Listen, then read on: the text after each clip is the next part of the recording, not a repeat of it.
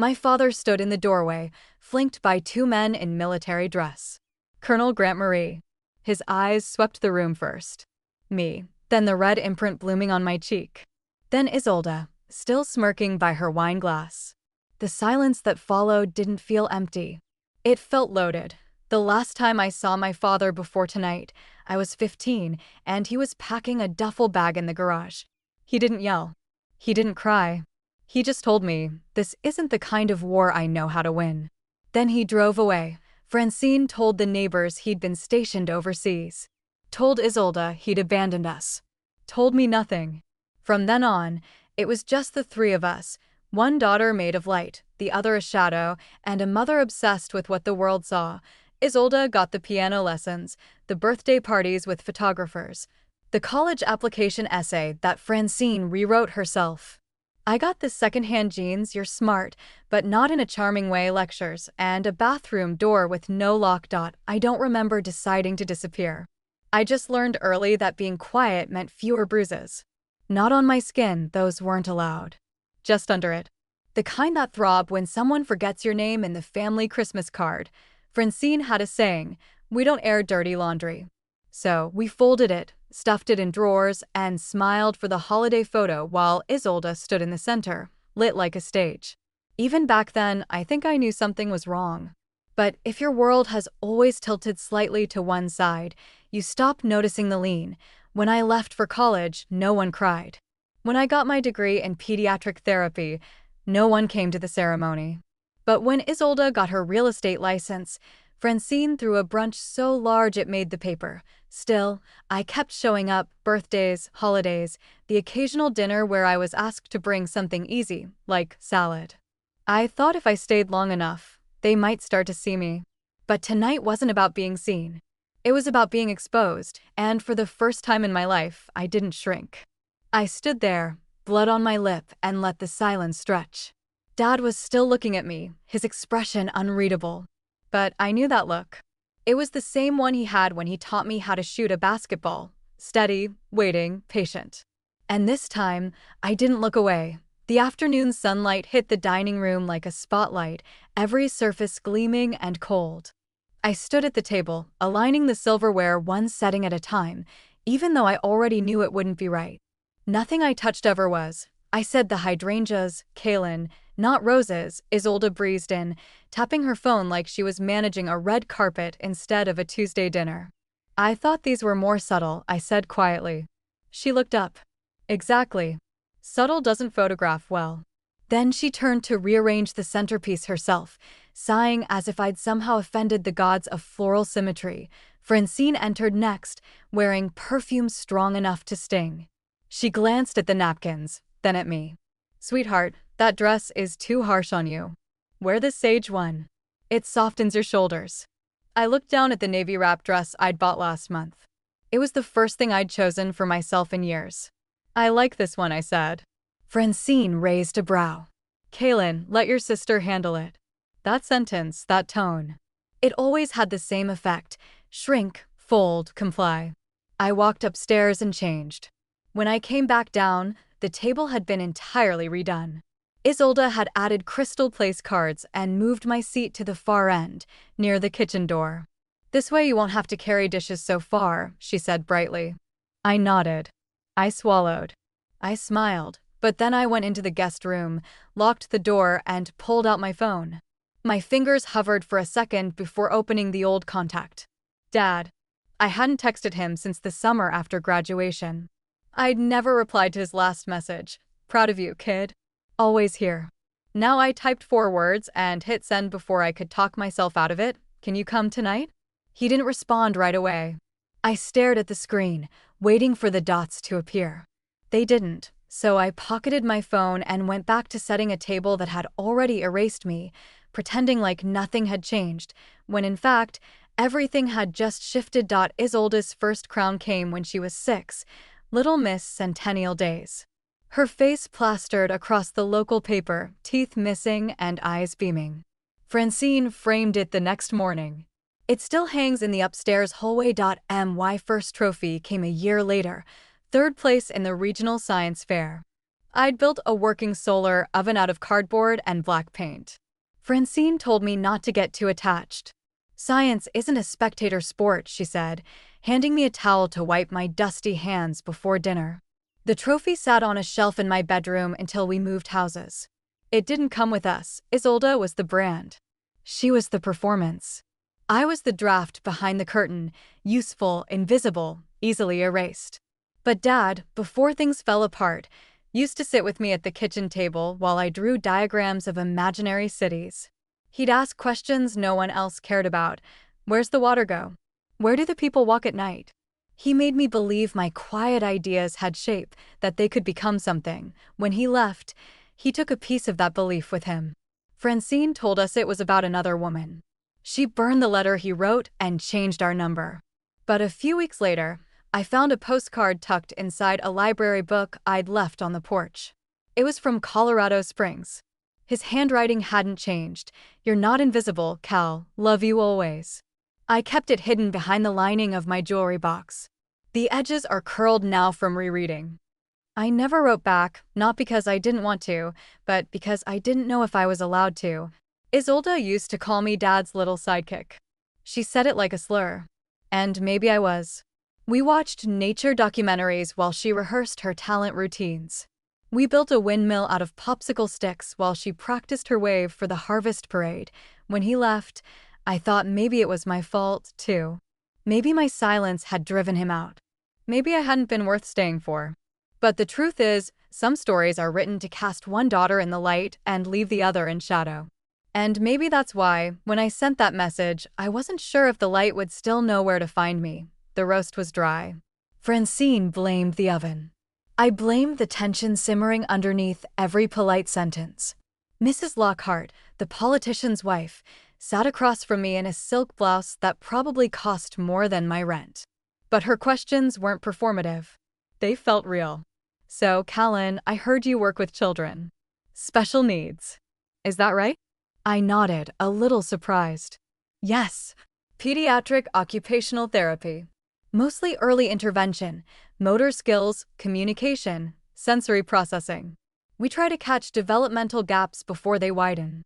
Her eyes lit up. "That's incredible work. I imagine it's emotionally intense." I smiled. "It is. But rewarding, too." There was this one little boy who wouldn't let anyone touch him. Nonverbal, completely shut down.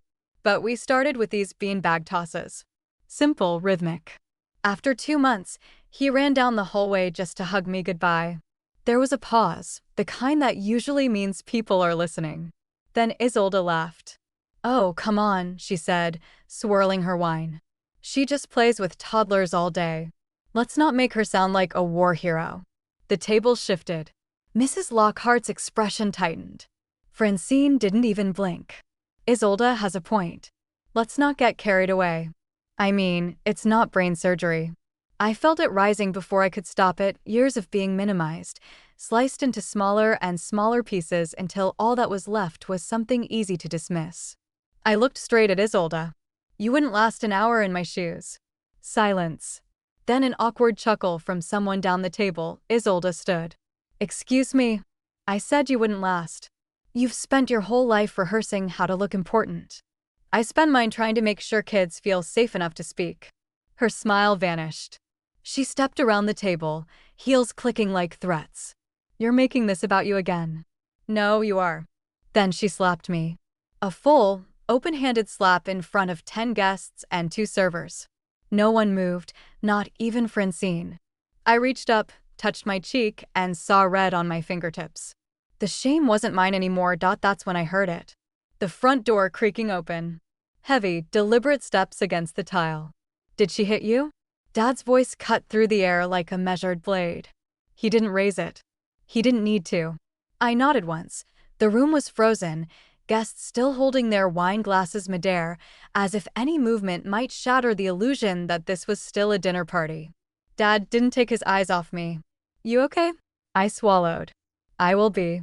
He turned to the 2 men behind him, broad-shouldered, stone-faced, dressed in civilian clothes, but wearing something unmistakably military in their posture. "You witnessed that?" he asked. "Yes, sir," one replied. We entered seconds before impact. Aggressor, adult female, age approximately 31, hand to cheek. Victim showed immediate signs of physical distress and emotional. The other added. Francine stood up so fast her chair scraped the floor. Grant, what the hell are you doing bringing armed men into my home? This is a private family gathering. No, Francine, Dad said, stepping forward. This is a pattern. Tonight just confirmed it. He pulled a thick file from the inside of his jacket and set it on the table, right next to the untouched bowl of green beans. The gold clip gleamed under the chandelier. What is that? Francine demanded. Documentation, he replied calmly. Screenshots, messages, observations, witness statements, photos you probably didn't know were taken. Isolde backed away slightly. Her face had gone pale. I've been watching Francine, Dad said. For over a year. Callan stopped answering my texts. She canceled visits. Her tone changed on the phone. So, I did what any soldier would do when the terrain shifts. I gathered intel. Francine looked at me, incredulous. You told him about us? I shook my head. I didn't have to. Dad tapped the folder. You made yourselves very clear. Mrs. Lockhart cleared her throat and quietly set her glass down. Her husband stood and took her arm. Thank you for dinner, he said to no one in particular. The other guests followed, murmuring excuses, grabbing coats, eyes averted. The performance was over. Dad waited until the door closed behind them before he looked at me again. You don't have to stay here, Cal. Not another minute. And I realized I had already made that choice. Dad opened a black duffel and pulled something out, folded tight. I recognized it instantly. My quilt.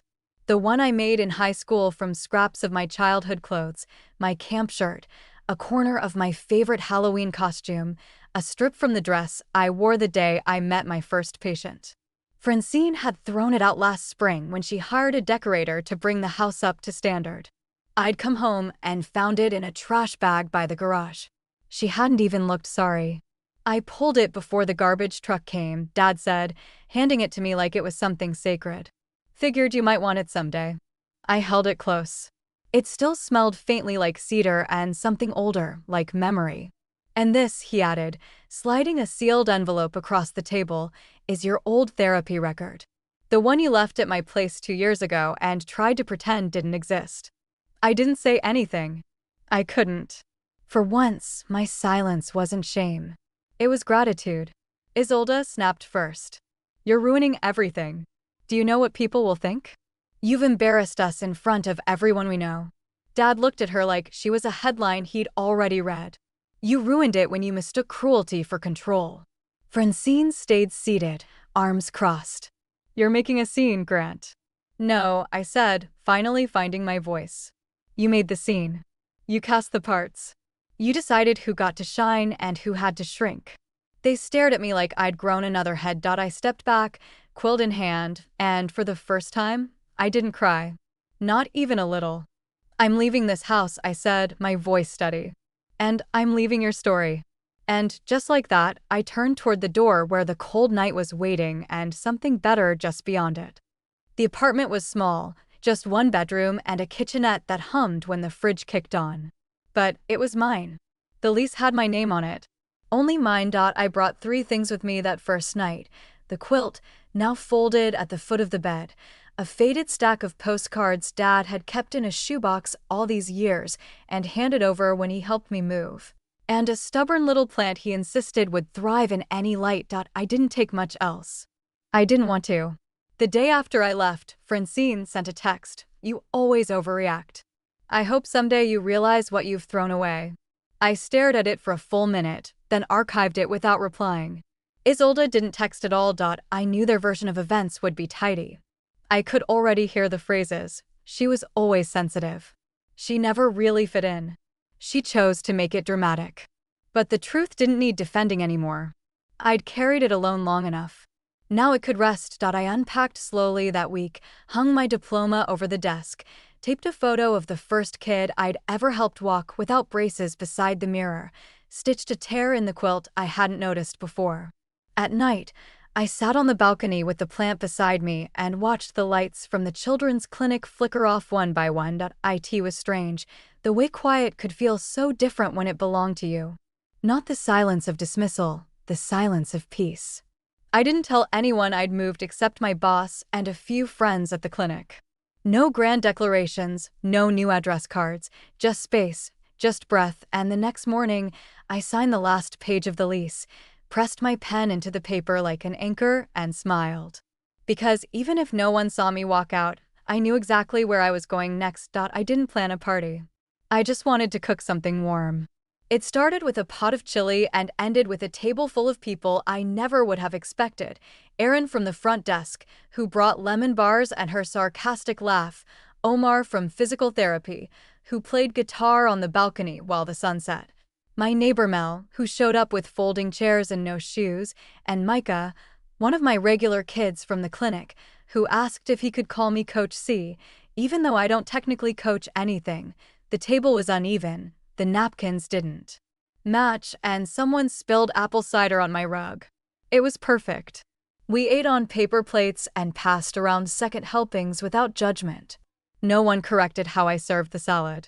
No one cared that I didn't own enough matching glasses. Halfway through the meal, Micah leaned over and asked, "Where's your real family?" I didn't flinch. "They're not here," I said. Then I smiled. "But I am." No one needed more explanation than that. After dinner, while people chatted and stacked dishes, I pulled the quilt from the closet and laid it over the couch. No more hiding it. No more folding myself to make others more comfortable. It had frayed edges now, a few threads coming loose at the corners, but it was still whole, still mine, just like me. Someone asked if we could make this a regular thing. I said yes before I even thought about it, because somewhere between passing the cornbread and listening to Micah talk about his dream of becoming a paleontologist, I realized I wasn't rebuilding what I'd lost. I was building something that had never existed before. And for the first time, I wanted to stay in the story I was writing. The auditorium lights were too bright, but I didn't mind. I stood at the podium in a blazer I'd chosen myself. No one else's input, no one else's voice in my ear.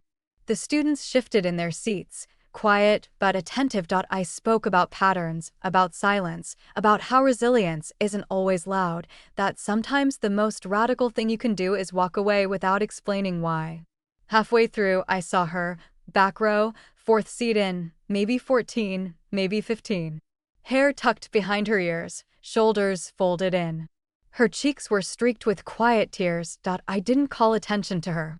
I just kept speaking, softer now. Afterward, she found me near the exit. "How did you know when it was time to leave?" she asked, barely above a whisper. I didn't rush the answer. When I stopped waiting for them to change, I said, and started believing I deserved something better, whether they ever saw it or not. She nodded once. That was enough. I walked back to my car alone, the air crisp and full of nothing I needed to brace against. There would be more talks, more stories to share, more girls like her waiting to feel less alone. And wherever I went next, I knew I'd carry my voice, not as a weapon, but as a compass.